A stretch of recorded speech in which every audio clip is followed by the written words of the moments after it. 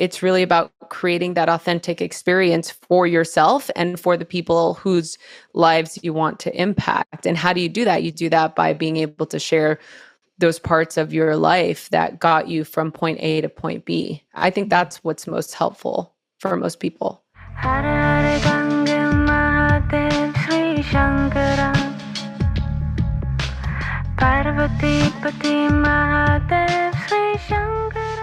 Namaste, it's Sahara Rose, and welcome back to the Highest Self podcast, a place where we discuss what makes you your soul's highest evolvement.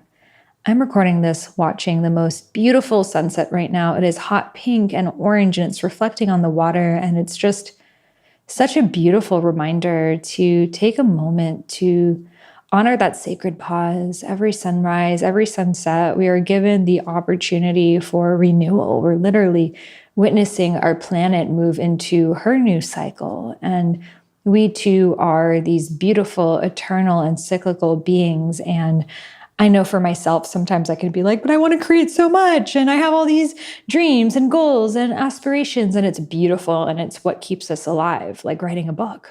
And like we're going to be speaking about today, the desire to create is never ending. So it is so important to, even within those periods of inspiration and creativity that you have, to also find that stillness and pause, to really be able to be in that infinity loop of creation, reflection is really how the magic happens, and for the long run. So writing a book for me was that thing that just really set my soul on fire when I was going through my health challenges and my body was shutting down because I went through perimenopause when I was 21 years old, and doctors kept prescribing me different medications, and no one really knew what was the root of my issues. I discovered Ayurveda and healed myself through it. And what allowed me to make sense of everything and see that, yes, I had been through this challenge, but I'm able to share that wisdom with others. So this idea sparked that I will write a book and I will share my modern approach to Ayurveda with others who are going through perimenopause or amenorrhea or digestive issues, hormonal imbalances, whatever the thing is, because I know that I'm not alone in this. And that's what led to my desire to writing a book.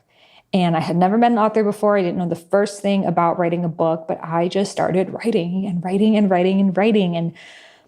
figuring it out from there. And this desire in me of writing a book was really just such a game changer, because it allowed me to move past all of the obstacles that showed up, all of the challenges. And yes, there were many, but seeing my experiences being passed along through someone through a book, especially because I spent my childhood in libraries and bookstores, and my last name literally means author. Kitab means book. So Kitabi is author. My ancestors were the first authors in the Persian Empire. So like writing a book is literally in my bloodline. And since then, I've written that first book. Well, I wrote Eat Right for Your Mind, Body Type, which was the first book, which actually never got published. Then I wrote Idiot's Guide to Ayurveda. Then I wrote Eat, Feel Fresh. Then I wrote Discover Your Dharma. So I've written 4 books now. I created the Yogic Path Oracle card deck and guidebook, as well as the Yogic Path journal. So I've also created Dharma Coaching Institute, which is an entire 6-month training program on becoming a spiritual and soul purpose coach, and my Rose Gold Goddesses community. So writing has been a huge part of my career. And it wouldn't have started had I not had that desire within me to write a book. So if right now you are also feeling that call, and maybe you can't even totally understand why, but you just know that certain life experiences you've had, you know that you've gone through them for a reason, and that reason is to help others, then writing a book is just such a powerful way of doing so. And the behind the scenes of writing a book is definitely not one that I knew about before starting the journey. And now being friends with so many authors, I have these different conversations that I feel most people on the outside don't really know. We think that, oh, I'm just going to write a book and then it's just done. And I think it's important to also see the challenges in writing a book, how confronting it can be, and how difficult it can sometimes be to share your story, whether it involves things of your past that you've been ashamed about, or stories that involve other people, like it was for myself, of sharing the story of my family and my father, disowning me for wanting to embark on my dharmic journey. So in this episode, we got really real about writing a book, and really the intention being to have a conversation between two authors, myself now, who's written numerous books, but for Rosie, who, recording this, was on the brink of launching her first book, You Are Radically Loved, which we'll talk more about that book and her story in this episode. And you kind of see, like, when you're in it, I can imagine that it's like birthing a baby, that when you first get pregnant, you're really excited. And then you're like, oh shit, now I'm pregnant and I feel sick and I'm anxious and I'm scared. And you go through so many ups and downs in the journey. And then you're really excited one minute, and then you're like about to push and you're like, I can't do this. Like, just get it out of me. Like, I can't do the pushing part. Like, and then the book launches into the world, the baby launches into the world, and it's the best thing ever. So I really see the book and baby journey as very similar in those ways. And we really speak about the full spectrum of emotions that comes up in writing your book, launching your book, the things that you might not know, the way that, the book industry has changed in the past decade, with social media becoming a big focus and authors being expected to market the books themselves. And this is just a really great behind the scenes conversation if you are interested in writing a book and you're ready to hear it all. And this isn't, an inspirational pep talk by any means. It's just giving two authentic perspectives to cue you in on the true initiation that is writing a book. And I think it is important to have conversations like this, because we can see something from the outside and just see the finished product and think that it came so easily. And I just have so much respect for any author, whether you're self-published, traditionally published, whether you wrote a memoir, fiction book, self-help book, whatever it is, because I know the blood, sweat, and tears that goes into writing a book and just painstakingly reading over every single line and sentence and word over and over and over again. And it's just such a level of commitment and dedication, because those words are going to be printed onto those pages indefinitely, forever. Like, that is your book, and there's no editing it. There's no going back. It's not going down the social media feed. It truly is a crystallization of you. And with that comes a lot of nervousness. So in this conversation, we really dive deep and get honest about all of that. And I'm not going to say, I hope it inspires you to write a book. I'm just going to say, I hope it gives you what you need. Because in that, we're able to see that life isn't always fun. And sometimes there are challenges that we need to move through. And moving through those challenges is what allows joy, true joy, not fake joy, but authentic joy, to come through the other side. And I speak about how that definitely happened for me, sharing my story in Discover Your Dharma. So Rosie Acosta is an incredible yoga teacher, meditation teacher, who's taught the likes of LeBron James and Kobe Bryant and many others. She is one of my best friends. She's been on the podcast multiple times. She really is like a Buddha while being a Tupac at the same time. Like, she brings both energies in, and I just love her essence, because she just has this like mama bear energy that will cheer you on and also give you that tough love, and just has such a perfect balance of the two. And I know you're going to love her as well. So without further ado, let's welcome Rosie Acosta to the Highest Self podcast. And before we get started, if you are interested in actually having a career helping others with their spiritual growth, aligning with their soul's purpose, incorporating tools like breathwork and meditation to help people become their most abundant selves, well, if you are interested in this opportunity, then I invite you to join me in Dharma Coaching Institute. This is my accredited school where you will become trained in just 6 months to become a certified spiritual life coach, as well as a soul purpose coach. We teach you everything you need to know, from how to coach to how to sign clients, and many, many different Dharma frameworks that you can use, such as the Dharma discovery method and archetypes, and so much more. So you'll actually know step by step what to coach people on, what practices to use, what frameworks for them to have the most incredible transformations. And we spend the last 2 months of the program teaching you everything you need to know on the business front. So if you're interested in learning more, head over to Dharma dharma-coachinginstitute.com. That's DHARMA coachinginstitute.com. And you'll be able to learn more information and join our waitlist for when doors open back up this March. I am so excited to invite you inside. We've had such incredible success stories from our now 2 rounds of over 800 coaches that have trained with us. And I'm so excited to welcome you in. Again, head over to dharma-coachinginstitute.com to join the waitlist and learn more. Welcome back, Rosie, to the Highest Self podcast. It's so great to have you here. So great to be here, as usual. I love this community so much. We love you too. And the first question I'd love to ask you is, what makes you your highest self?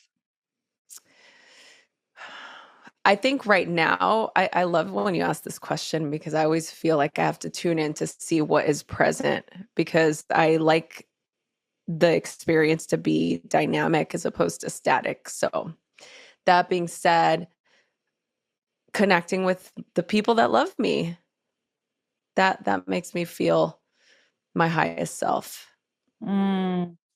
So you have most recently written this book that today, when this podcast is out, just hit the shelves on 2/22, which is so exciting. And I know so many listeners desire to write a book.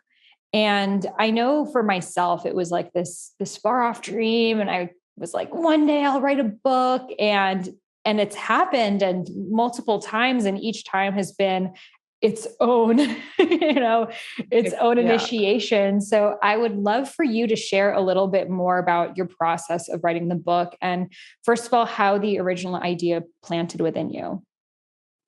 Yeah, it's such a great question, because I've not talked about it because I've not written a book before, and I've just not been asked this question. And it's a great question, because when you think about it respectively, especially if there's people out there who have a desire to do it, there's two things, right? There's the desire to write the book, and then there's actually the process of writing a book, which are two completely different things. You can spend your entire life fantasizing of becoming an author, or you can actually become an author. And it's not an easy feat. It definitely does take a lot of dedication and organization and time, just depending on what route you want to go. For me, I wanted to write my own book, and I wanted to create it from beginning to end. I didn't necessarily want, you and I, we know so many people that don't want or have books and didn't write them themselves. And I think for me, which to me is mind-boggling, right? Like, why do you want to write a book if you're not going to write it yourself? Like, it's just, doesn't make sense to me. You know what I think it is, to play a little bit in their defense, is I think some people are really insecure about their writing. Maybe they feel like they don't have the best grammar, or they don't have the best punctuation. Or sometimes when you get an idea, you're trying to put it on the page, it's way different. You and I can have hours-long conversations, but if we were to write it, how do you write that in a concise way without repeating yourself over and over? You really learn a lot about yourself in this process. You've said it before. Totally.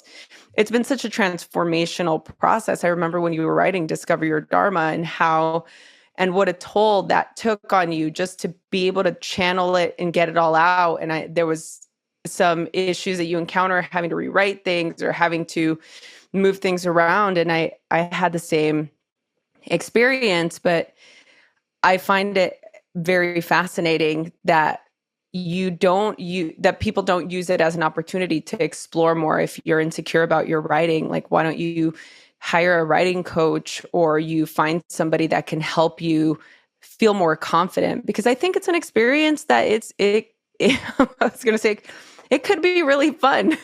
It could be a really fun experience.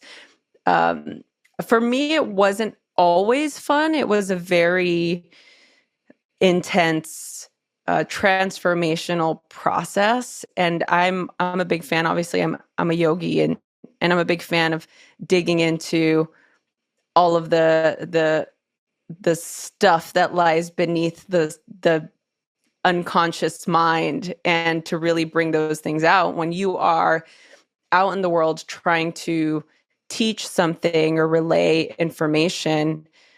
I'm a firm believer of you have to do the work first before you decide you're going to teach it, because I can give you incredible advice, but if I'm not embodied in it and if I've not experienced it, I feel like it's vacant. There's no substance there. And I personally don't resonate with people who haven't gone through the process.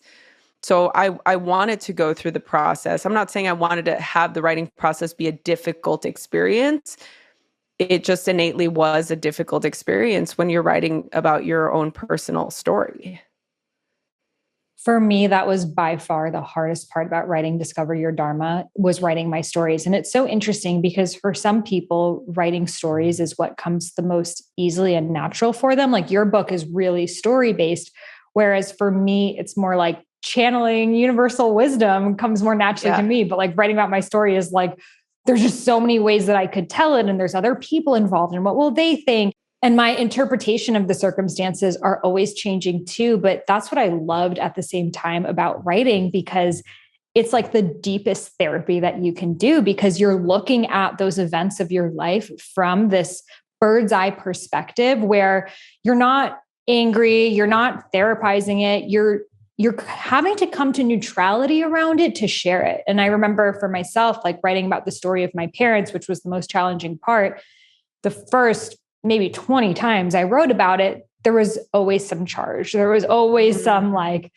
they don't understand me or something. I actually gave the book to this woman that I know who's like this incredible freedom coach in her 70s. And I was like, what do you think reading this as a grandmother?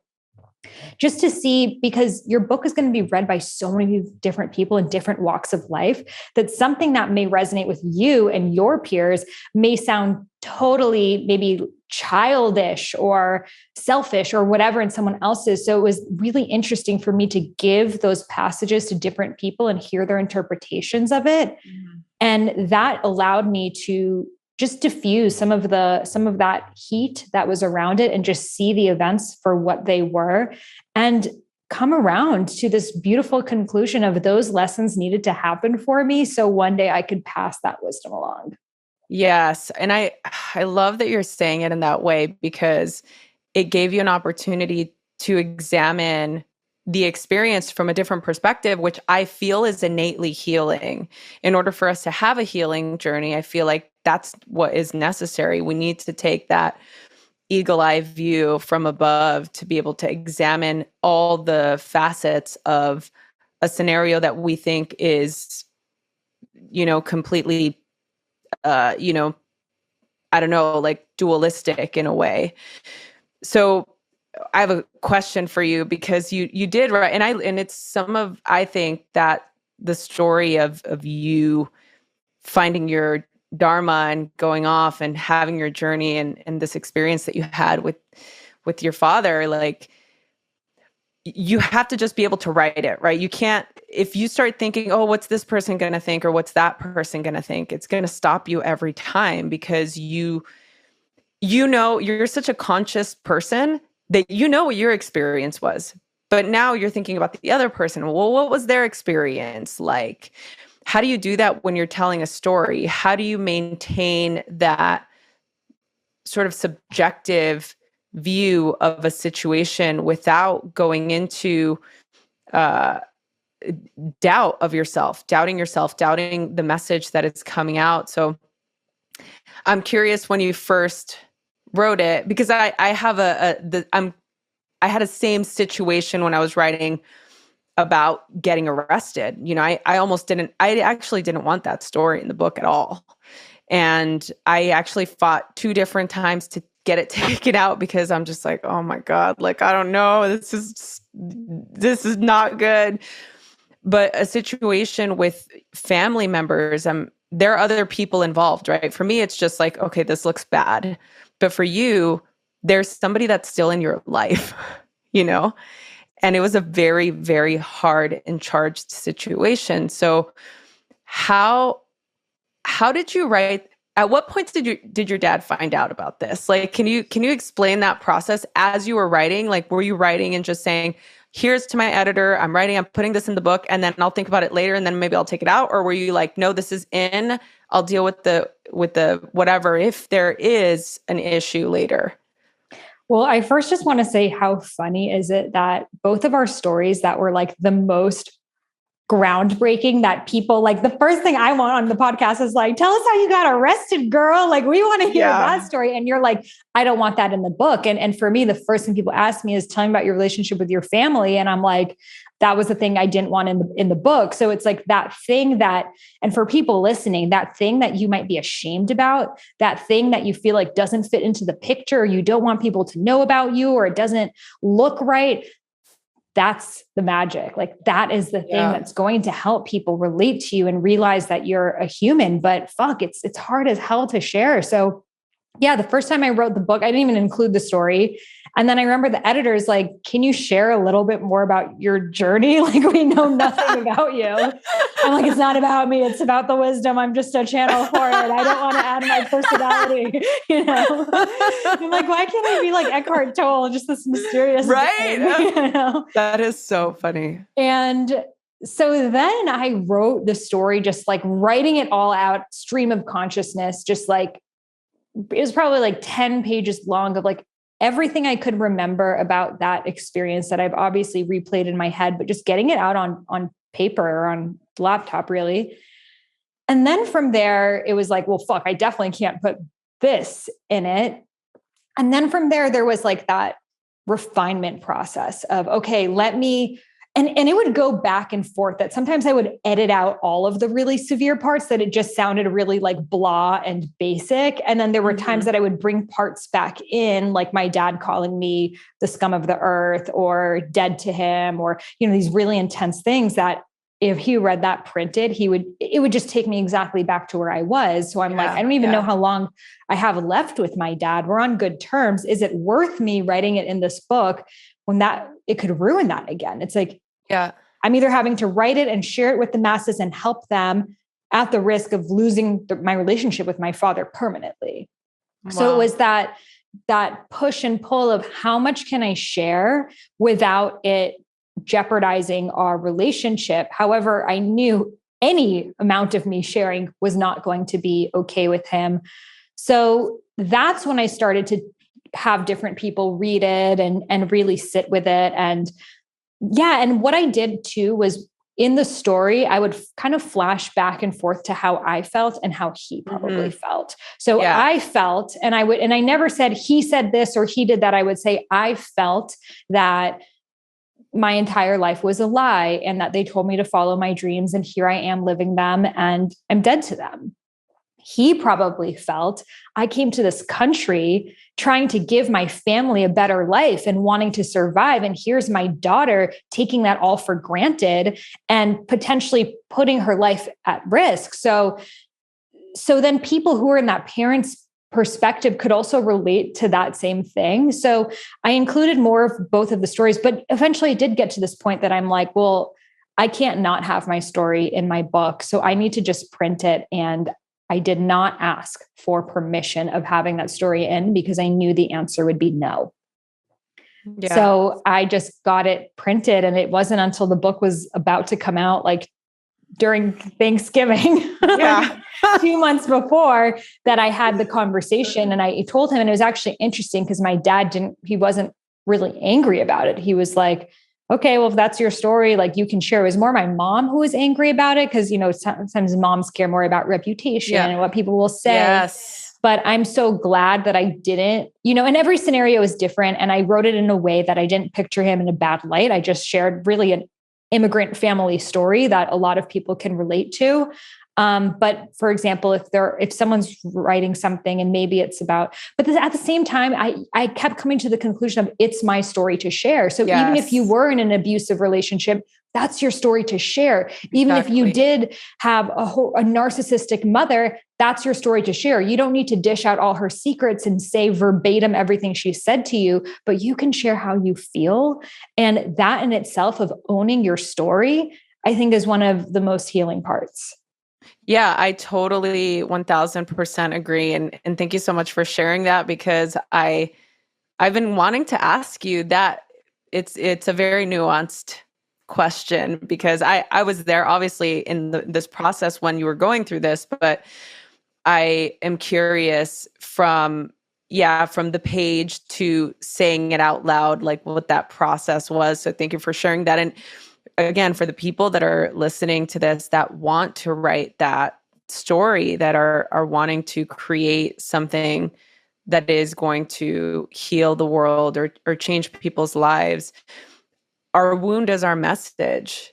And healing is non-linear. You know, our wound is our purpose sometimes. And it doesn't mean that we have to live in this wounded state. You know, you talk about this victimhood mentality. You know, I definitely know for myself, I grew up around a lot of that, a lot of this like victimhood or this blaming everybody else for my issues and not taking agency in my own life. And that's really what created this desire to have my message be about empowerment, taking spiritual empowerment of your own life. And you do that, in my opinion, by really knowing who you are and starting to write your own story. You know, in the chapters, there's a lot of writing prompts in the beginning. There's this discovery process that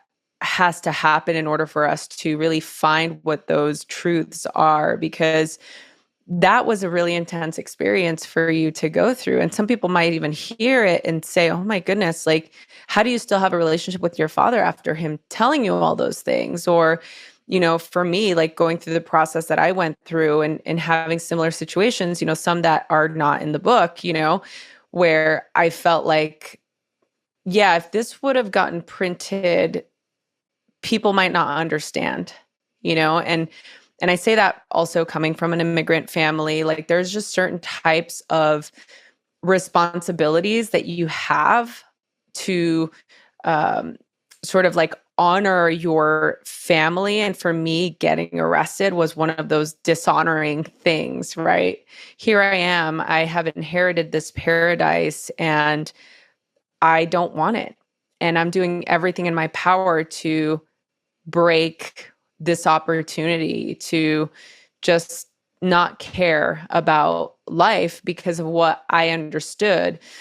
You know, one thing that I talk about all the time, and I say it, you know, on my podcast, or I say it in the book, like, you can't teach what you've not been taught. And so for my parents, they weren't taught, oh, this is how you like raise a child to follow their purpose. You know, this is not, they did not learn that. You know, our parents' generation just learned better opportunity, get education, get a good paying job with benefits, have some children, get married, be happy, done. Like, you are successful. For my parents, even the bar was set way lower than that. My parents just were happy seeing us go to school. Like, that was it. It wasn't, oh, here, let's go to college, or, you know, decide to open a business or whatever. It was like, you survived another day, you were amazing, you know? So I think it's very, what was helpful for me in this book writing process was to really weigh the things in my life that were those pivotal moments that changed my thought pattern, that changed my thinking. And I talk about samskaras, and obviously, again, I'm been a long time student of yogic philosophy, and in the Yoga Sutras of Patanjali, there's a lot of emphasis on these mounds, samskaras. They're impressions that lie in your mind. They're maybe in the subconscious mind, and they're always depicted as mounds at the bottom of a lake. And we can have all types of samskaras. We can have good samskaras. We can have unhelpful samskaras. And these samskaras, these impressions, these afflictions of the mind are habits.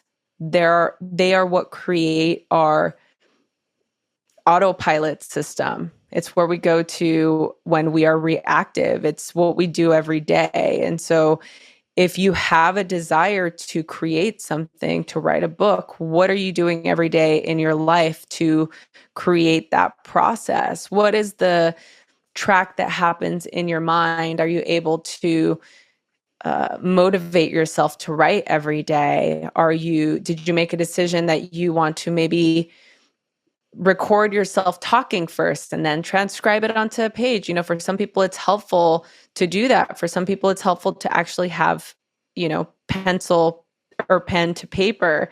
I'm a typer as well. So when I say write, I am like, yes, kudos, because I also do the laptop typing situation. I love journaling, but that to me, journaling is more of an intimate thing that I do when I'm journaling my own feelings or my own process. I'm actually curious for you, like, when do you actually put pen to paper? Yeah, my journal, but I don't hold my pencil the right way. So it like really hurts my hand to write. What? So however, I just like as a child picked up a pencil is like to this day how I hold it. Are you serious? Yes. I would like to see what you do. I'll share a picture online, but yeah, I'm with you on the typing. And one question that I have for you is, so my story is a little bit more about my family and other people being involved, but for you, it was your own story Yes. of something that carried maybe some embarrassment or shame, or I don't want people to think differently about me. So first of all, can you share what this story is? And then what was your process like writing about it? Because I think a lot of listeners have something like that. They're like, I could never write that in a book. Yeah. Yeah. It's so interesting because I think about it now, and it wasn't something that I shared ever, especially in my yogic career. I'm out in the world teaching all these workshops about, the 4 desires and yoga nidra and like how to live your purpose, how to be a better yogi.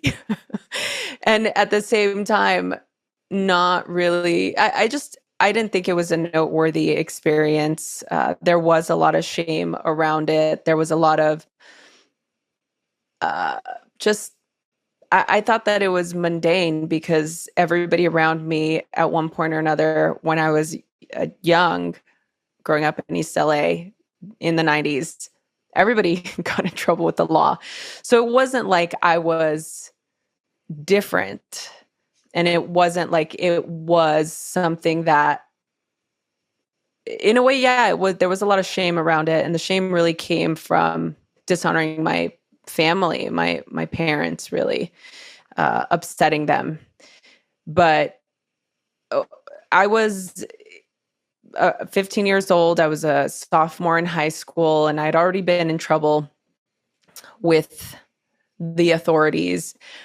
I had gone through a really difficult time. I experienced living through drive-by shootings, and I saw somebody get stabbed. I've seen somebody get shot. Like, I was processing, or not processing really, being having PTSD and having all of these issues. I wasn't sleeping. I was depressed. I was in a terrible relationship that was just awful. And I was just making bad decisions. I didn't really have any mentors or people modeling upstanding citizen examples in my life. So everybody was just doing the same, tagging walls and getting arrested for, graffiti and selling drugs, all these fun extracurricular activities. And what happened, my little escapade, was I was going home after school, and I was with a friend. We went to a local park, and there were 2 vehicles parked in the parking lot. There was the same regulars that hung out at this park, local gangbangers and some taggers and some kids from my school. And there was a police vehicle with a door that was open, and there was another car as well, Honda Prelude, door open. They were both running. I guess what had happened was that the police were following this person, and they got out of the car and they ran after this guy on foot. Well, my friend and I arrived right when that had happened, and somebody just kind of yelled at me and said, "Oh, hey, Rosie, you should get in the car." And I was like, okay.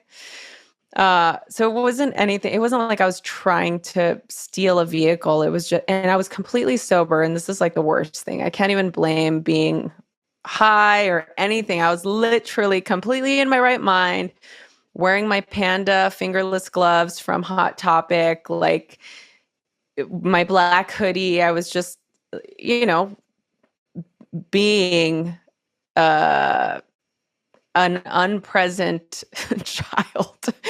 And yeah, I got in the cop car, and I sat in there, and I closed the door. And the minute that happened, you know, there was like 6 police cars that surrounded the car and pulled out their guns drawn, and they're yelling to get out. And it was completely out of body experience. I opened the door, I got out. When you have like police officers pointing guns at you, especially when you grew up in East LA, it's never a feel good experience. And yeah, it was scary, you know? So I got arrested, and I got booked, and they basically welcomed me to a life in the system. And it was like that moment, I was like, okay, this is the moment that you will remember for the rest of your life, because you have a choice to make here. And you could either get on board with this experience and become just like everybody else, or you can make a change and decide something different. So, because, as I said earlier, for people that have a story like that, that's traumatic or dramatic or noteworthy, it wasn't noteworthy. Did I want to write about what happened? No, but it was important, because that was the moment that I realized, oh, it was almost like I woke up in that moment. Like the minute that the booking officer kind of smiled and was like, you're just another one in here. Like, welcome. Like, this is your life now. Your life in the system. I was so agitated and angry and like rage against the machine. Like, fuck you, I won't do what you tell me. Absolutely not. Like, no, my life is not going to be in the system. And so people always ask, what was that moment and how does this relate to yoga and meditation? Because for me in that moment, it brought me back to my life. It made me realize, oh, this is a life that I either can live or I can not. And my story didn't make sense if I didn't include that. It's like, how do you drop in? Let's journal about grounding, and let's talk about connecting with nature. Oh, and by the way, yeah, I had this moment where I realized I needed to make a different choice. Like, that doesn't make sense, right? You have to be able to give people a process. And that process for me was detailing this journey. And so writing it was actually not that difficult for me, because I've talked about it in the past, and I've given, I've done speaking engagements and shared this story a handful of times. And I think that what was more difficult for me was to try and think about that person who I was, that 15-year-old girl, and say, okay, if she was reading this story right now, would she read this and wake up? For me, it had to be an actual experience. I had to live through getting arrested and going through the whole process. But would somebody be able to read this and say, like, oh, okay, this makes sense to me. I can see how you can go from not believing that the world is built for manifesting your life dreams to believing that that is actually the truth. You grow up in an environment where people are telling you, oh yeah, this world is your playground, and all, bad things happen only to people that do bad things. Obviously, I'm a recovering Catholic, and so I believed that bad things only happen to bad people, but that was not ever the case. I saw bad things happen to good people all day long, every day. So, respectively, bringing it back to this writing process, coming back to moments where you had to move a mountain, right? You had to move a mountain in some way, shape, or form. And one of the things that I realized in this book writing process was all of these moments in my life that changed me somehow, that are all in that book. Every single moment was that aha moment that we talk about. And I feel like when you're honest and real and authentic in sharing those moments, I think that that's what that's what resonates with people the most.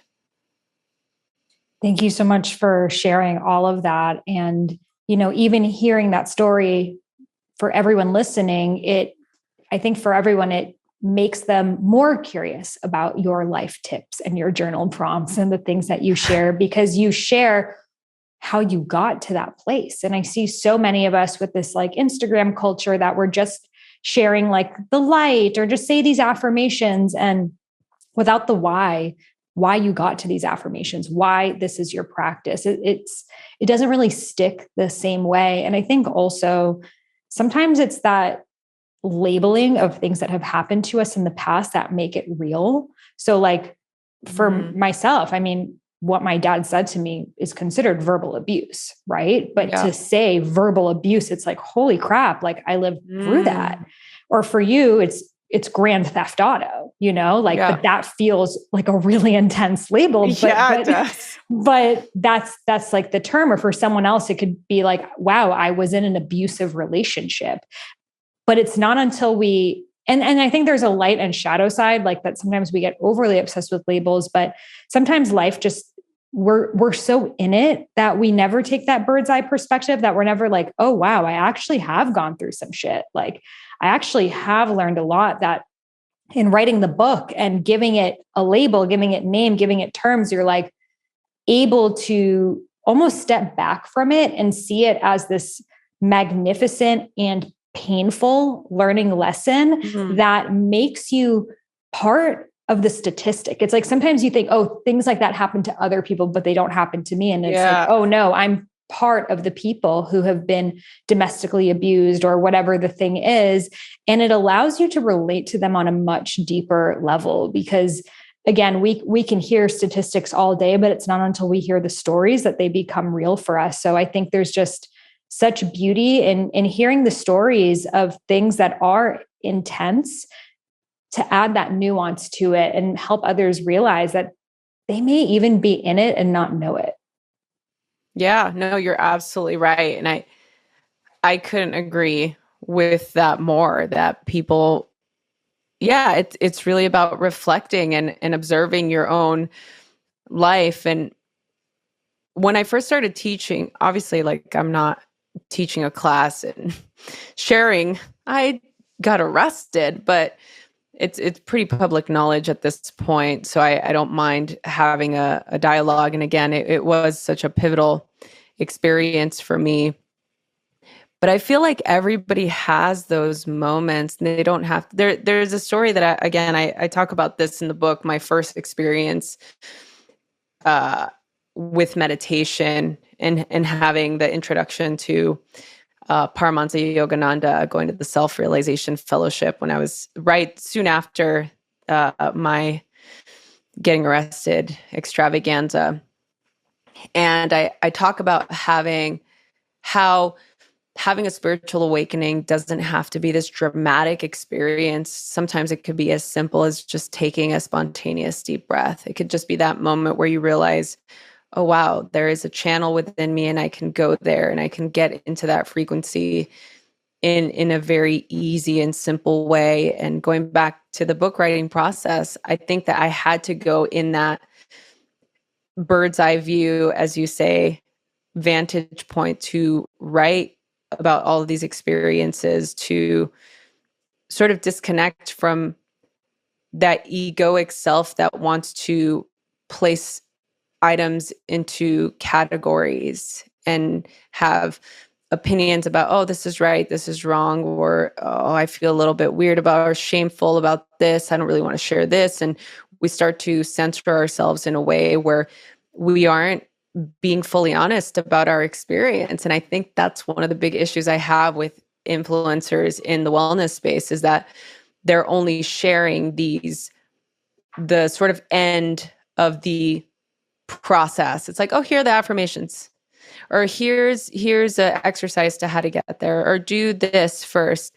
I think that's helpful for me, but personally, I like what you're saying, and it's really about creating that authentic experience for yourself and for the people whose lives you want to impact. And how do you do that? You do that by being able to share those parts of your life that got you from point A to point B. I think that's what's most helpful for most people. Yeah. And I think that's what's so great about writing a book, because it's almost like on social media, there's just like, it's not a safe space to really share like your deepest thoughts, and you're kind of putting into the hodgepodge where everyone's competing for attention. That writing a book allows you to really open up and allows people to get to know you on such a deeper level. I know I've had this podcast now for 5 years, and you've been doing yours for longer, but having a book, it's just a whole other level of intimacy with the people who, even your friends who know you. It's like, it's giving someone a crystallization of who you are in a moment of time. And it's like, here's how I feel, here's how I think, and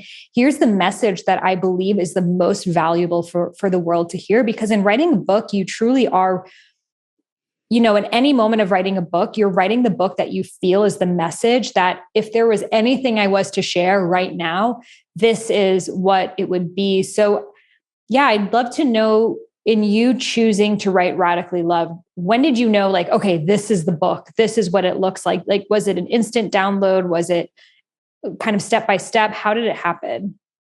Yeah, it was definitely initially, it was an instant download. I knew what I wanted to write about. I knew how I wanted to write about it. I knew that I wanted to bring the mind, body, and spirit component into it. I know that I wanted to give people takeaways, create a roadmap, so to speak.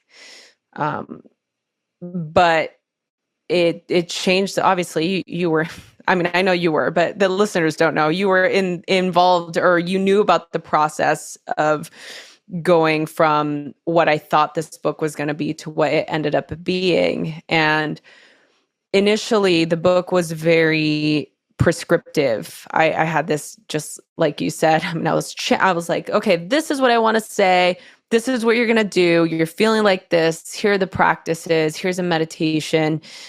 Do these grounding techniques. Ask these questions. Like, get yourself into a safe space. All of those really great pros as people that enjoy self-inquiry framework. But the issue was that it didn't have my personal narrative in there enough. And so it was what you were saying, but how did you get here? So this is a really great advice book, but why is what you're saying different than what everybody else is saying? And this is the thing that I say all the time. I mean, we are different. Everybody has a secret sauce, right? So you talk about archetypes in Discover Your Dharma. So everybody has their own secret sauce that they have that is unique to them. You have a thumbprint that is unlike anybody else's in the world. You have a certain way of relaying information or experiences that will resonate with people. There are people out there that are exactly your audience and that want the message that you have right now. It's their medicine and they need it. And so I needed to reconcile the book that I wanted to write with the book that my publisher wanted me to write and find the happy medium in between. And I will say, I think that going into this process, having a little bit of naivete was extremely helpful, because if I knew then what I know now, I think the book would have been very different. And I don't know that I would have been as open to being my honest, truest, authentic self. And that's just me being honest, you know? We'll take a quick break so I can give a shout out to our sponsors. Okay, do you know what I'm literally obsessed with? Like, this is the thing that I travel with, I tell everyone about, and I'm so grateful that they sponsor this podcast, because I literally would just spend all my money on them, even if they weren't my sponsors, and that is Organifi Gold. So this stuff is magic in a bottle. It has turmeric, lemon balm, ginger, reishi mushroom, turkey tail mushroom, coconut milk, Ceylon cinnamon, and black pepper. And best of all, it's naturally very sweet. I think it's because of the coconut milk powder in there. So you can literally be in a hotel room and just add it to hot water, and just without any added milk, it's so good. And if you're taking other herbs or supplements, you can really put it in there and you don't taste it, because this stuff is so naturally delicious. Plus, you don't even need to, because it has all of the good mushrooms in there. I am obsessed. And they also have an incredible green powder that is so good for boosting up your immune system at this time. We all need it. It is packed with micronutrients, hydration, ashwagandha, everything you need to stay healthy. So we got an incredible discount for you, which is 20% off all of their products. You can head over to Organifi.com/Sahara. That's Organifi.com/Sahara to get 20% off your orders. That link is in the show notes, and you guys are gonna love it. I am all about optimizing my sleep and household products, and there are two things I look for in a comforter: comfort and sustainability. That's why I was stoked to find Buffy, which is the softest and fluffiest comforter I have ever tried. So the average comforter harms 12 geese, whereas Buffy's is cruelty-free. It keeps you at the perfect temperature so you feel cozy without overheating, and it's made with ultra-breathable eucalyptus fabric, which is softer than cotton and naturally soothes the skin. So eucalyptus uses 10 times less water than cotton to grow, and its fiber is produced using recyclable, earth-friendly solvents. It's hypoallergenic, plus its high thread count shuts out dust, mold, and mites for a healthier sleep environment. The inside fill of each comforter is made out of 100% recycled water bottles that are transformed and given a second life as a super fluffy comforter. I mean, like, why not? Water bottles deserve a second chance. So if you're interested in giving it a try, Buffy offers a free trial of your own comforter. And if you don't love it, you can return it at no cost. Head over to buffy.co. Again, that's buffy.co, and use coupon code Sahara for $20 off. You can find that link in the show notes.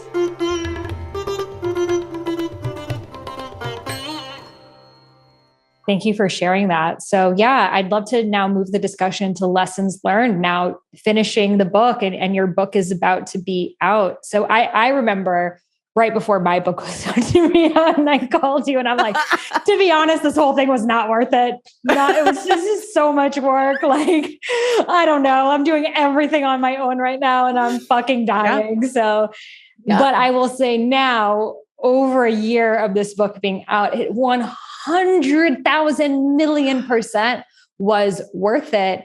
And I think it's like, you're right now at this point of like, you put in all the work, and I think too, like, and this is worth a discussion, but like, guys, even if you get a publisher, you're still doing 99.99% of the work. That's just how it goes in this day and age. It's gone are the days that a publisher would like discover you, like Carrie Bradshaw, and give you a book deal and like do the marketing and get you pressed. That is gone. And I think there's the benefit of that is influencer culture has taken over and everyone has their own audience. So publishers who, by the way, are struggling right now with bookstores being shut down for over 2 years, and the Amazon stuff not going through, and the China supply chains and all the things that publishers are not wanting to take a risk. And they're also typically really old school. So they don't really know how to, create a social media market plan. So coming into writing a book, it's important for people to know that the marketing of the book is going to be on your hands, whether that's self-published or published. So for me, again, and I've written 3 books before, but even with my last one, it's like, it's just such a grind really at the end of it, of like, you're just trying to think of everything you can and everyone, and all the ways of getting it out there. And I will say, just being totally honest, is sometimes selling a book is harder than selling a course, and the reason being, because I think a lot of people have books. I'm just being super honest right now. I think a lot of people have books on their shelves that they're like, I need to read all of the books on my shelves. I can't get another book right now. So you come against this, like, I kind of went into it like, once I write this book, like, of course my audience is going to buy this book. Like, duh, they follow me. They read my emails. They listen to the podcast. Like, of course they'd buy this book. And then you come against people like just not. And I think that it really hurts because people don't know how much authors put into it and how much of a personal strive that it is. That being said, once the book came out, it didn't even matter how many people read it. I don't even know how many people read it. All I know are the people who are messaging me every single day saying it's changing their lives.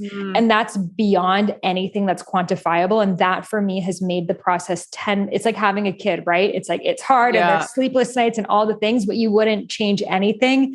And having a book for me has been the biggest game changer in my career, the biggest thing that's shared my message, the thing that has truly set me apart and has allowed me to dive into my own inner spiritual journey more than any other tool. So I will say, for those of you on the fence, know that it's not an easy journey, but if you can get through it and take that initiative that you're going to be the one who also needs to get people to buy it and read it. If you can be at peace with all of that, then it will be the most incredible journey of your life. Yes. Oh, yes. Everything that you said, yes. And by the way, thank you for being my fucking rock during this crazy ass process. I am very, very fortunate to have a friend like you that has gone through this process and can talk me off a ledge. I'm sure there will be many more of those conversations to come. So it's such an interesting experience. And I always revert back to that answer when people ask, what was the writing experience like? And I'm like, it was really interesting, because I don't want to weigh it as good or bad. It was an experience. It was an interesting experience with peaks and valleys, is what I'll say. And look, I'll say what I say about our spiritual practice. It's, you have to be your own advocate. So yes, you have to be your own advocate. You have to really want to write a book because that's what you want. It's not about the money. The minute that you start doing it for, I want to get on the New York Times, or I want to make millions of dollars, or I want to, whatever, be on this famous podcast. It's like, there's no guarantee that that's going to happen. And if you're just doing it look, there is some ego involved. Absolutely. I would be remiss if I didn't say that there's a little bit of ego in everything we do to be public figures. That's the nature of it. However, if you are wanting to write something for the reasons other than you have a desire to write, or to have, you have a message that you want to create for the masses, don't do it, because you will be severely disappointed.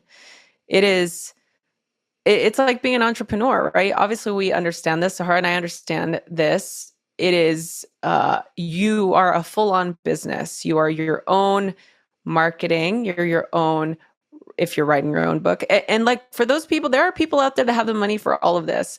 I remember having this conversation with a dear mentor, writer, friend of mine who has won Pulitzer Prize winning writer, New York Times bestseller, like whatever, all of it.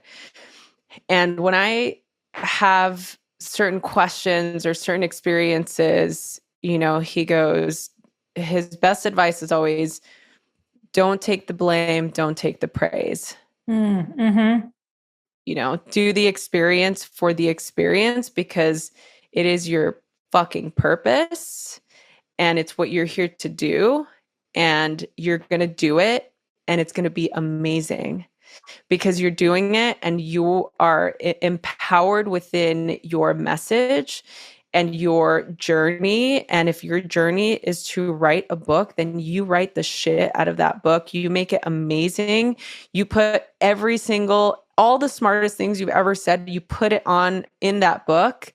You write your heart out. Don't worry about the grammar. Don't worry about anything other than writing your heart and writing your truth and being honest. Read every single sentence and ask yourself, is this honest? Is this real? Is this me? You're golden. It doesn't matter. So at that point, none of those things matter. So that's the one piece of writing that I want the listeners to know. The second piece is the egoic piece, right? The egoic piece of like, man, I've gone to bat for so many fucking people. Like, I've gone to bat for so many people. I've really done the most for so many authors that I wanted to support. Don't expect people to help you, because this is another lesson that I learned early on in my career, just in general. Nobody's going to come and discover you. Like, nobody's going to find you. The Charlize Theron story, right? She was at a bank arguing with the teller, and that's how she got discovered by, like, of course, one of the biggest agents in the world. And boom, had a successful A-list movie career, modeling career and movie career. So that shit does not happen. You know, that's like a unicorn. And let me tell you something. Most of our careers are not unicorn careers. They're careers that we have to build. But to me, anything worth having is worth waiting for. And anything worth having is worth building. I'm a marathon runner. So I know this. That's been part of my lesson, my continuous lesson, that I have to remind myself. I'm like, I'm a marathon runner. I run long distance. I'm built to run and be patient and persevere and rest and continue on and on and on. The sprint doesn't work for me. So if it doesn't work for me physically, why would I think that it works for me mentally or spiritually? It doesn't. So, you know, I think that is a component that we need to really understand and integrate into the mind, body, and spirit component, especially when it comes to writing a book. You know, I don't want to come on here and sound jaded. I mean, this is like Rosie, the human being. Yeah, I am irritated. Of course, it's frustrating to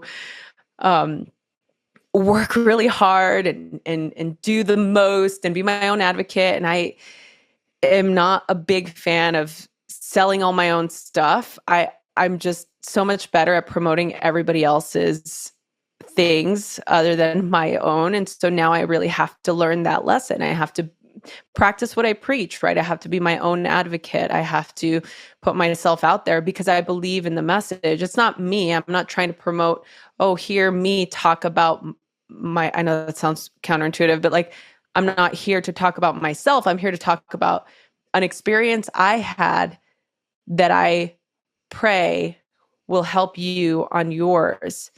You know, that's always a desire. That's why we write books. We write books because we want to be able to aid in somebody's journey. We want to be that guide. You want to be that shepherd. You want to be that the pave way maker. I know you've had Laura Plum on the show, and she's like an incredible Jyotish Vedic astrologer. And of course, I consult with her with my book because that's what we do. And I was asking her, I'm like, okay, my book comes out on 2/22/22. Pull up my chart. What does it say? And the one thing that she said to me that really gave me ease after, of course, having a conversation with you about it was that I'm living my purpose, that this is what I'm here to do. And the minute she said that, it's not like she said something that didn't feel real. It was a remembrance, right? And I feel like when you do your solo cast, or when you record your podcast with other people, or you write your books, and the same for me, the work that we do, and a handful of people that we know as well. When we go into that state of, oh, right, I'm living my purpose, those archetypes, right? It's like, oh, right, that's who I am. I am that archetype. So I'm living my purpose, and that's all that matters. The rest falls away. The rest is transient, because it's going to be somebody else on the list. It's going to be somebody else on the cover of the magazine. It's going to be somebody else who's launched it 7-8 figures. It's going to be, and that's okay. And that's great, because the world is about abundance, and it's about having enough, and everybody being able to get the life that they want.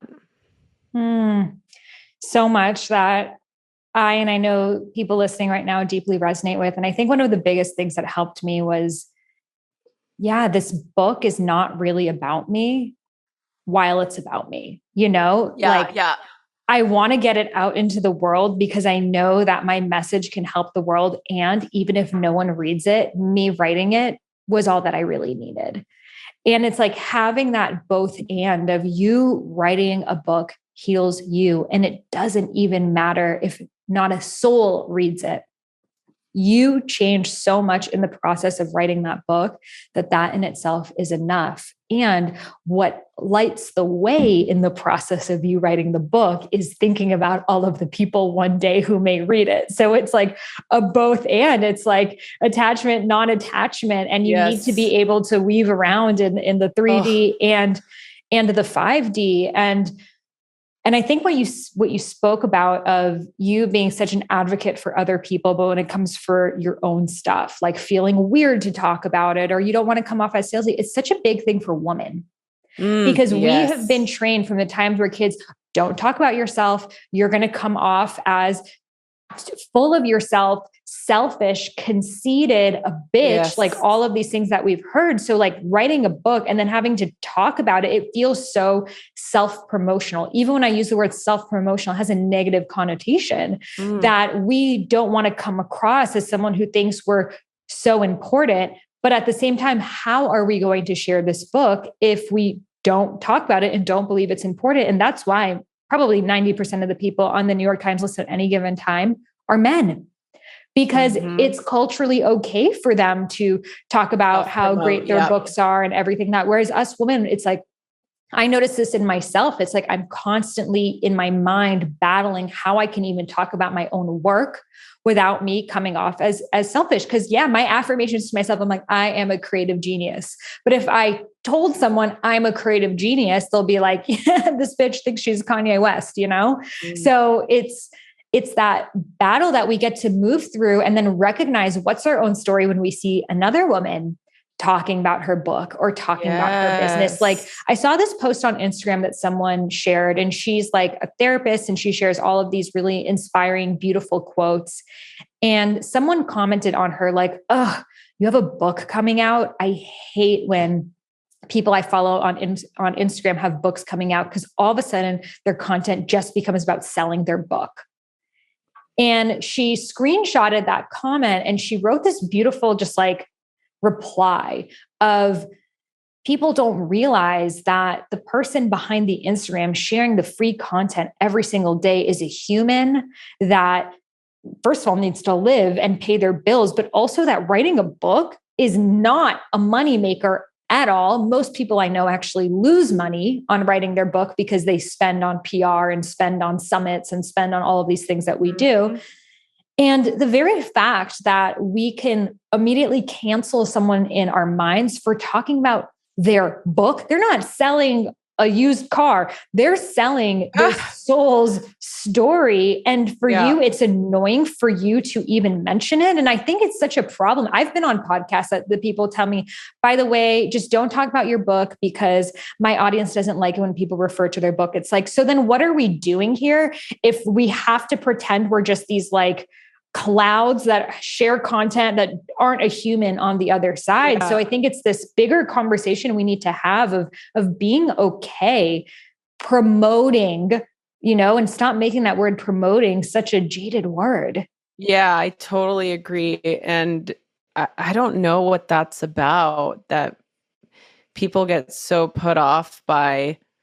I've had that happen before with ads on my podcast. I've told you this before, that people send messages or they send me a DM like, I can't listen to your podcast anymore because you have too many ads on there. And I understand and I respect it. It's like, there's a button that says unsubscribe. Like, that's fine, or you can unfollow somebody. That's the quickest way to alleviate your disdain for somebody's desire to create a livelihood.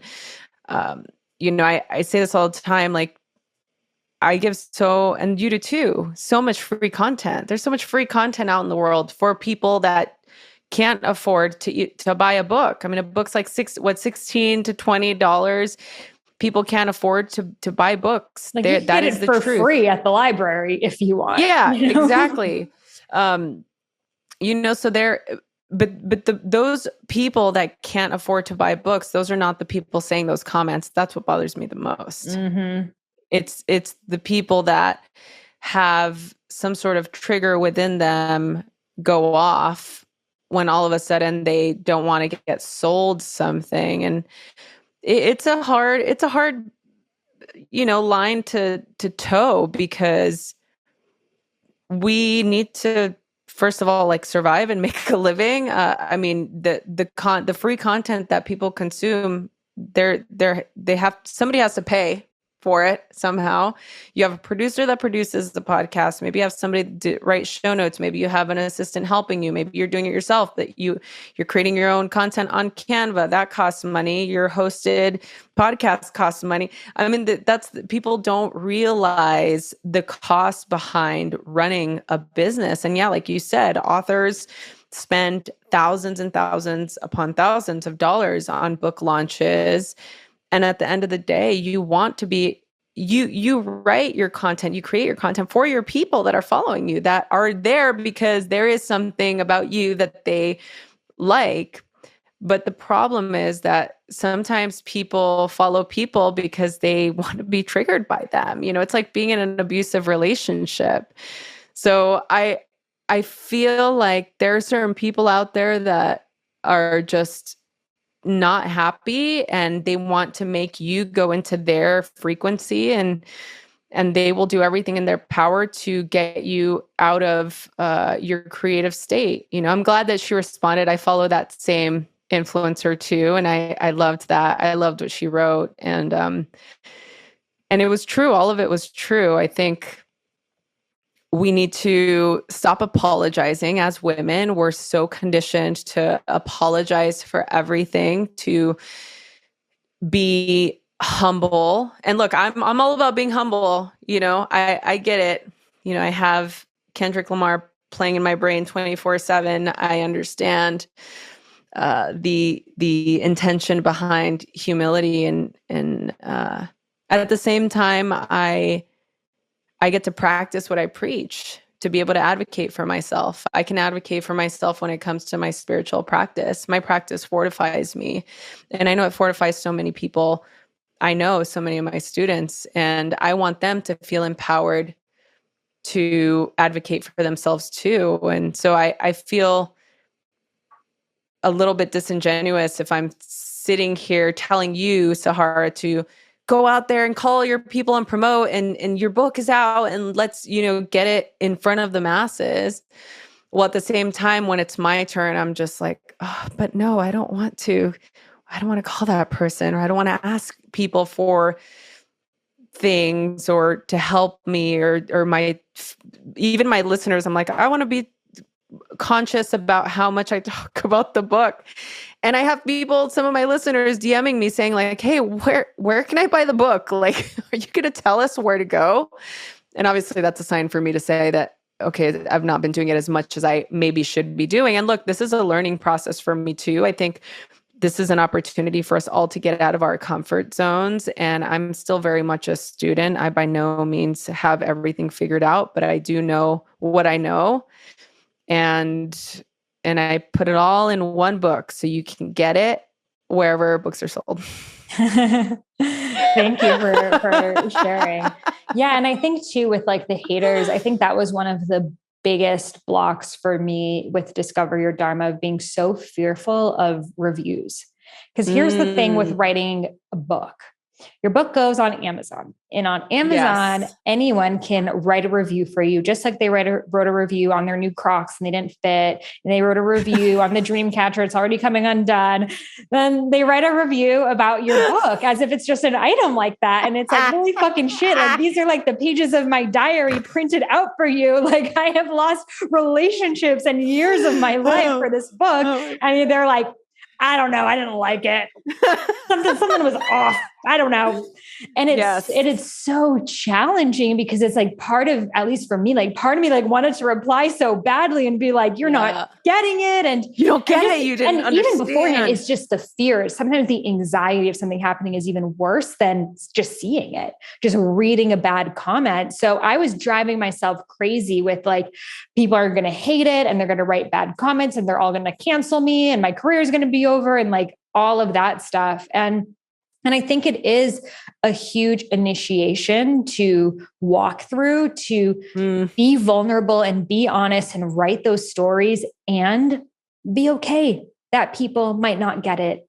And they might write a review that something about you just rubbed them the wrong way, or like whatever they want to say. And like, and that's not your fault. That's not your problem. In fact, your book is not going to be for everyone. And I think too, I read in a Ryan Holiday book right before my book came out, and the exact same thing. It was about how these different like Zen masters, they didn't take any criticism and they didn't take any praise. And I'm like, I'm just going to walk through my book process like that.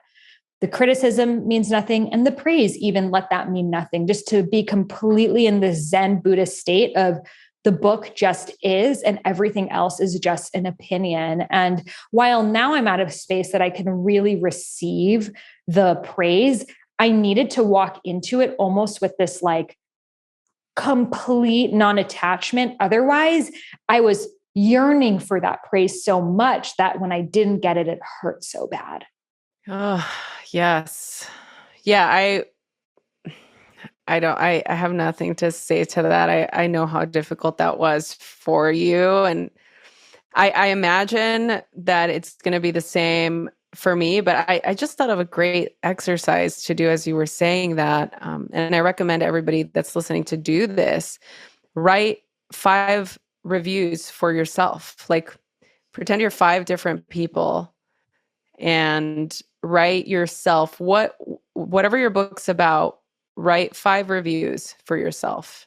And I feel like that really puts things back into perspective. Like, I'm going to do that the minute we get off. I'm like, okay, so what would I say about You Are Radically Loved?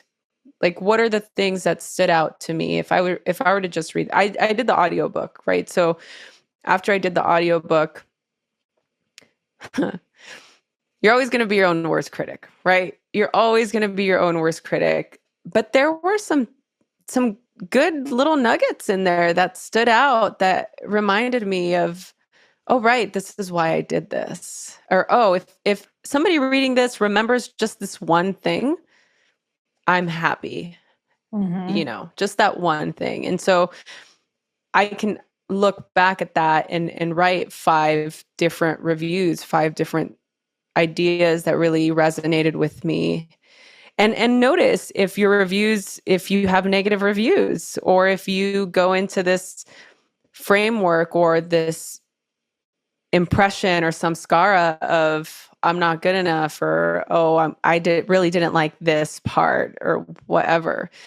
Just notice, be aware if that's where you go. That's a little alert from the divine saying, hey, we got to pay attention to this. Let's bring some more energy and love and compassion to this part of you, because she needs some attention right now. She needs some hugs, some love, some TLC. So good. So to finish this off, do you have any final tips for people who they've heard it all and they're like, I still want to write a book, and I know it's part of my dharma. I know it's part of my path, but any tips that you would want to give the version of you before you began this whole process? Oh, yes. This is really great. I have 5. I got 5 tips. You're ready. 5 reviews, 5 tips. Let's go. Literally right now, like the number 5 is really just coming in strong right now. The first one is write it out. Whatever comes to your mind, don't worry about structure. Don't worry about table of contents. Just write down just 5 paragraphs, 5 sentences. We're sticking with the number 5. 5 sentences of what is coming out for you, what you want this book to be about. That's the first thing. The second is find a friend or a support group, people that will advocate for you, that will encourage you, keep you accountable. I think accountability is a big thing for writing a book.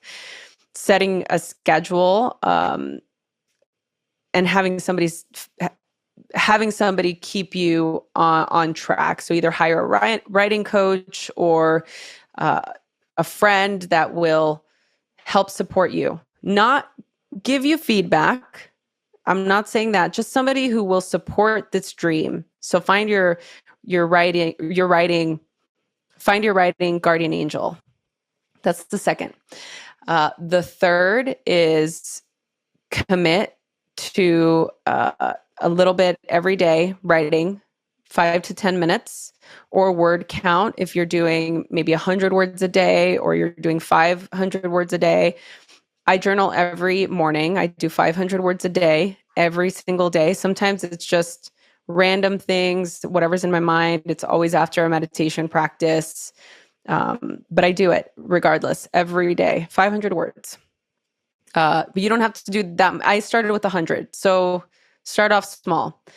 The fourth thing I will say is create a meditation practice or listen to a meditation. Just let your mind get clear.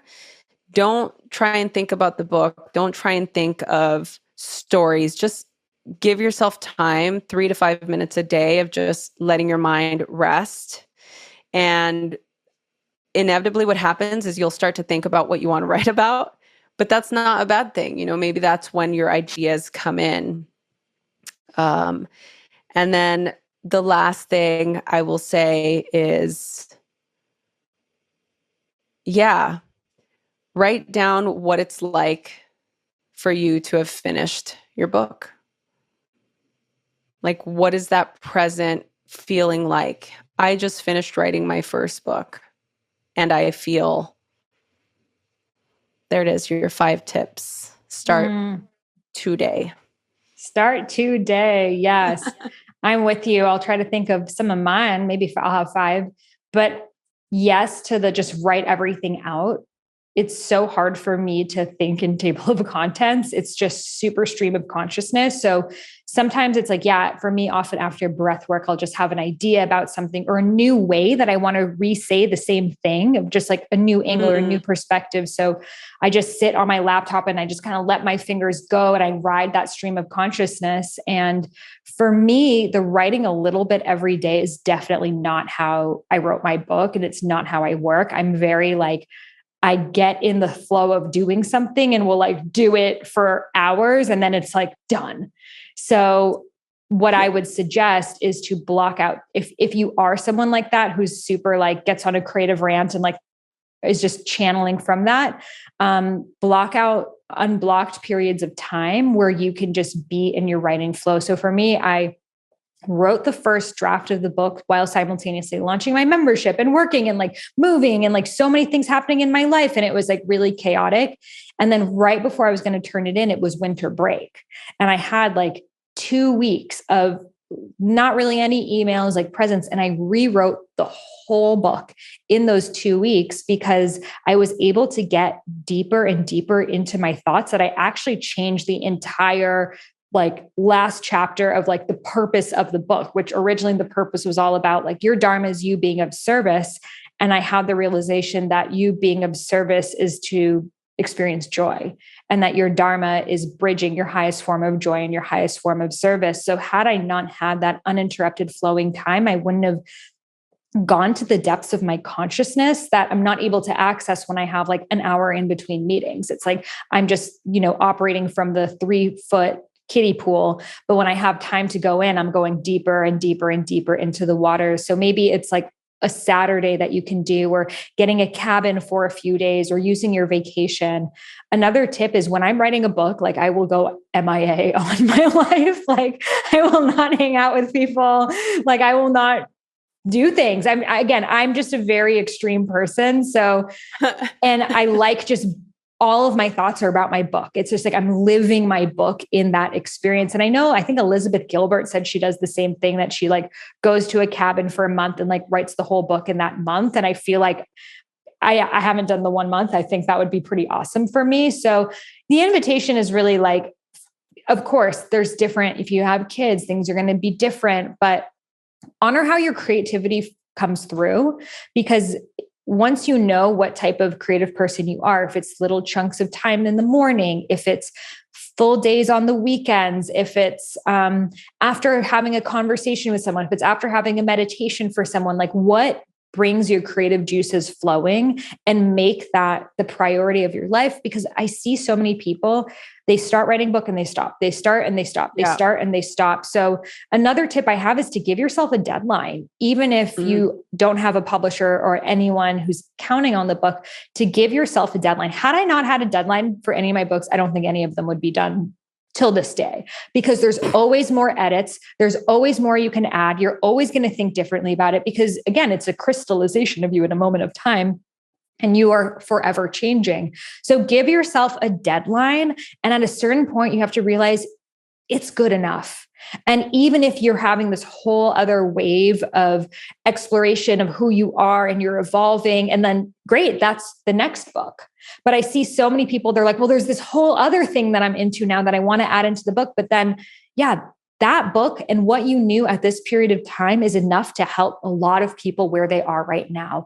So let that book go, and then open yourself up for the round 2, which will be the next book and the next book and the next book. And for however long we are alive, we can continue to be doulas and channels for books. The other piece of advice that I have is to also don't worry so much about the quantity. I see so many people like, I need to like get 6 books out. Like I met this girl and she had not published a single book, but she had written 6 books. So it's like, instead of just writing and writing and writing and thinking quantity is more important, just put all your love into one book, one idea. Let it be a lot simpler than you thought. Take out a lot of the other fluff. Let it be a super simple concept, and then put everything you have behind it to get that book out into the world. And that's what's going to give your other books the best opportunity to be read. Yeah, I love that. So much juicy wisdom. So share with us again where we can get your book and what we can expect from it. Just a quick little 5-sentence thingy thing. Oh, okay. We're sticking with the 5 themes. So you can get my book is called You Are Radically Loved. It's a healing journey to self-love, and it's a book about spiritual empowerment. It really is a book to help you pave your own path and get into your own journey. It's about discernment. It's about grace. It's about wisdom. It's about being real and authentic and honest. And it's for any seeker out there who wants to deepen their practice, deepen their journey. So the book is available everywhere books are sold. You can also go to my website, radicallylove.com. Sorry, like, wait, what's my website called? Radicallylove.com, or wherever books are sold. And definitely check out the podcast. If you are an avid listener of this podcast, Sahara has been on my podcast several times, and we're working on some fun series coming up this year, some collabs together. She's laughing. But yes, I'm so grateful. I really love this community. Every time I've been on this show, your listeners are always so loving and supportive, and I'm just really grateful. I'm grateful for you. I'm grateful for them, and I'm happy to be here. Thank you so much for letting me be here, for letting me share my story and talk about my book, and I hope that you guys enjoy it. Well, thank you so much for your truth and honesty. I feel like a lot of conversation around books are like, write a book and everything is great and it will change your life forevermore. And it's like, and it's fucking hard, like let's just totally the elephant in the room. Absolutely. So thank you for bringing the honesty, and we are all holding space for you as you emerge into this book launch portal. Okay, we're going to need to do another podcast like 6 months after your book came out of how you feel now. Yeah. Like, because this is the right before it's coming out, and it's like the nerves and all that. So it's like 6 months later, and now what were the lessons learned? So stay tuned for that. Yeah. Such an important conversation. I feel like so often we don't get to hear the behind the scenes of writing a book. We just hear the bright and shiny fun parts, but not the parts of sharing your story and having these tough conversations and really letting the pages of your diary be printed for others to see and judge, and to know that even throughout it all, you are safe and you are living your soul's purpose. So again, I will say that without a doubt, writing a book has been the best thing I have ever done for my soul's purpose. It has completely expanded me in every which way, not only as an author, but as a human being. So I encourage you to step into the shadows, to step into the discomfort of sharing your voice, of sharing your story, of letting your wisdom be heard and experienced by others. It is so healing and so needed to open up that throat chakra. And I am right now creating a new course all about speaking with soul, because I know so many of you, the main thing that's holding you back from sharing your message with others is that fear of opening up your throat and being heard and being on camera and, allowing yourself to be seen. So I'm really excited to support you more with that journey. Rosie is one of our coaches in Dharma Coaching Institute, teaching us all about empathy and coaching. So if you're interested in becoming a certified spiritual life coach, as well as a soul purpose coach, doors are opening back up this March for Dharma Coaching Institute. So if you're interested, you're curious about learning more, head over to dharmacoachinginstitute.com. That's DHARMA coachinginstitute.com, and you can find that link in the show notes. I hope you enjoyed this episode, and I will see you in the next one. Namaste.